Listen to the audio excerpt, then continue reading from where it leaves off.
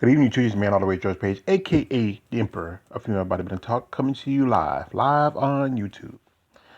So anyway, we only got a few more days left in the month.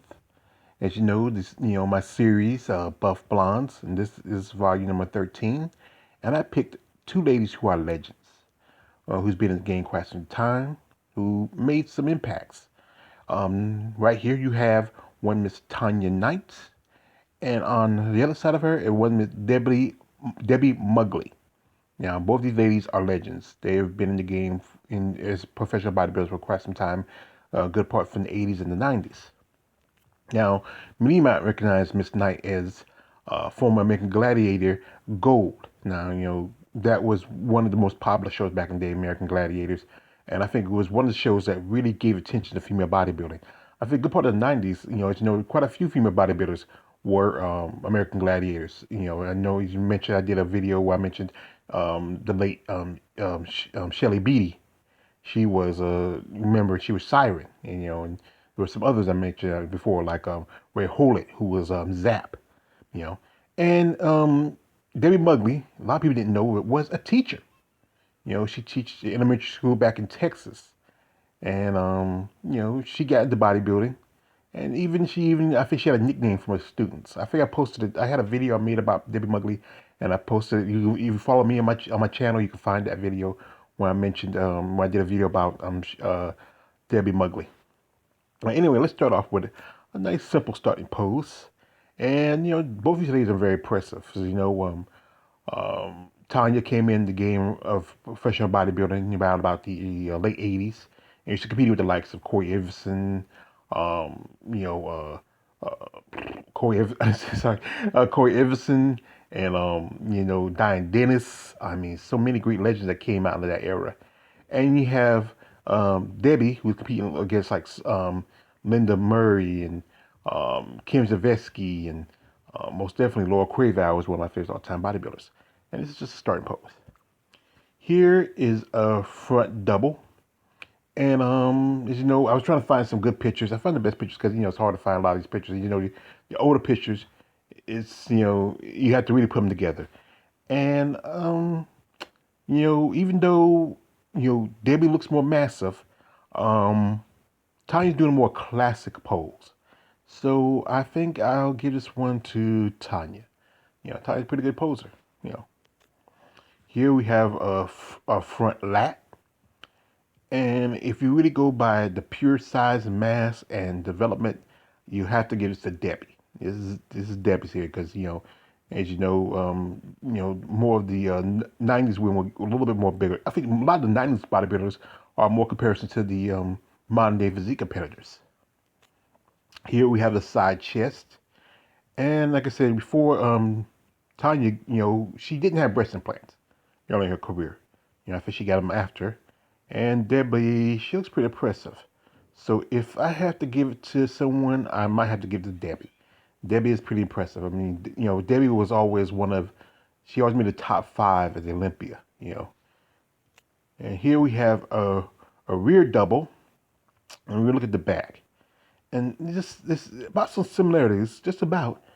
But if you give the push to it, you have to give the push really to Debbie. You can really see the development in her back, the marble and the muscle. I mean, she has a amazing back development.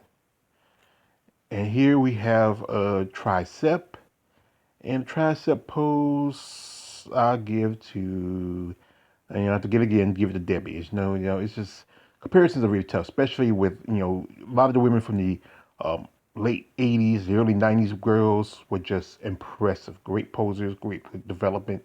I mean, that's what I think the IFBB want. They want to go back to that days, but everything has to change, and that's the part of life. Things changes.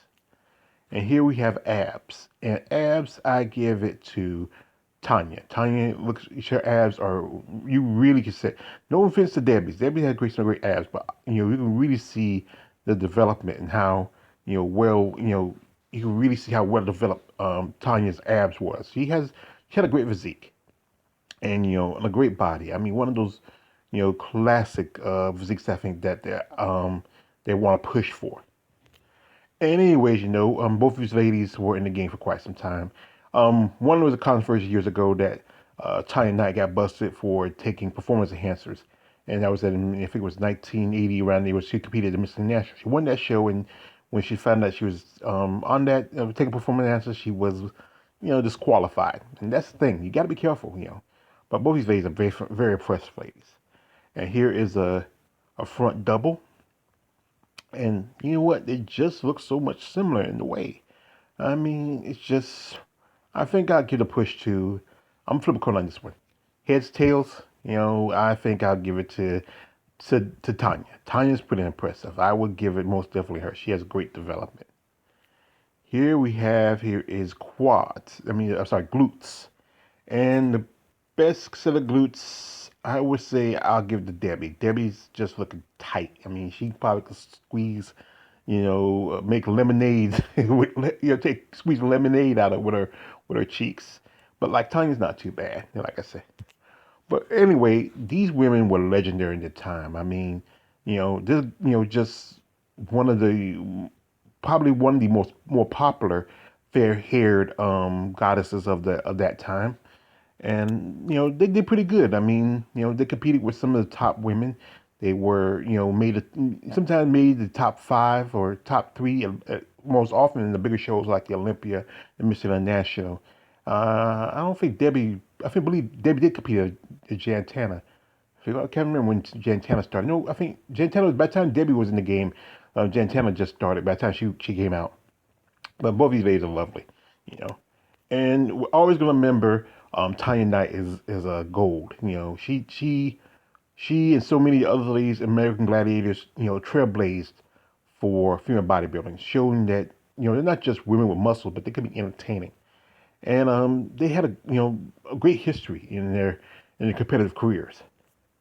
Well, Tanya Knight a few years ago, she was married. I think she got married a couple of times. She does have a couple of kids. She lives, I think, in California with a family, and she's looking in good shape. I mean, she's still in good shape. Now, Debbie, on the other hand, I think she's back in Texas. I know she got married because I found this picture. Somebody posted on social media. Yeah, she's on a different name.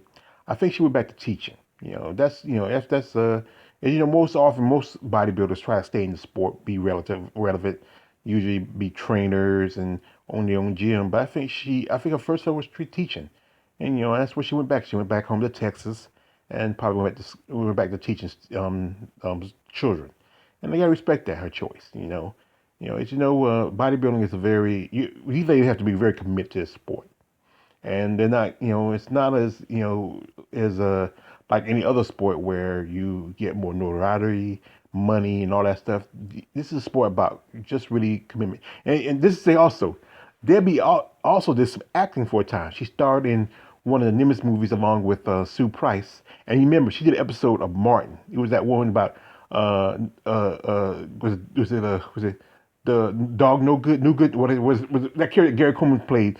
He was a well, I forgot the name. He was every time they said his name, I started running. And remember there's a part when Martin had the talk show, and he was this chick. It was Debbie and another chick. I forget her name was Pillow. She was a black chick. She was really fit. I don't think she was a competitive bodybuilder. She might have been did some uh, maybe some competitions as an amateur, but never got to the pro level. And I remember no was a dog no good. I think was that character's name.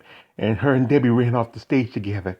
But like I said, these are legendary women, great physiques, great bodies. They did as much as they did in their careers, and we will always be remembered. I know some guys have their favorites, but anyway, who's your favorite? Well, you're a big Tanya Knight fan. Did you love Debbie Muggli? I know a lot of the younger guys may not remember these women back in the day, but all you gotta do is Google, find them, research them. I know Tanya Knight still; she's on social media. And I don't know about Debbie. I don't think she has too much social media information. Sometimes some people like to stay private. Anyway, this is man all the way George Page, aka the Emperor of Female Body Talk. Don't like, subscribe, don't subscribe. I'm out.